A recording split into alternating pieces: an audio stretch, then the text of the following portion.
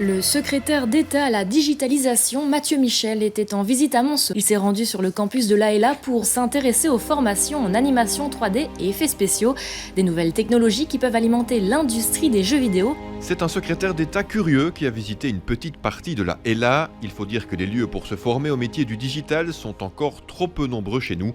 La haute école implantée à Mons fait donc figure de bon élève. Aujourd'hui, en Belgique, on construit 2 fois moins de compétences en innovation et technologie que dans les pays voisins.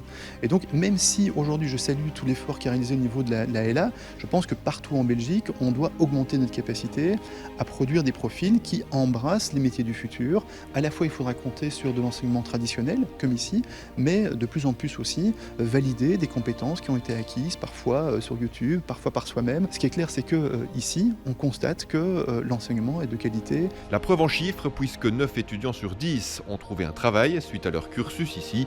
Ils sont même quelques-uns à avoir intégré les équipes des grands studios belges, voire internationaux, que ce soit dans le domaine de l'animation ou de la publicité. On a 90% de taux d'engagement, effectivement, mais il y a des étudiants aussi qui n'arrivent pas au bout de la filière. Il faut pouvoir le reconnaître aussi. Et c'est vrai que tous les métiers artistiques, maintenant, se complexifient dans la mesure où avant, il fallait un pinceau, il fallait un crayon.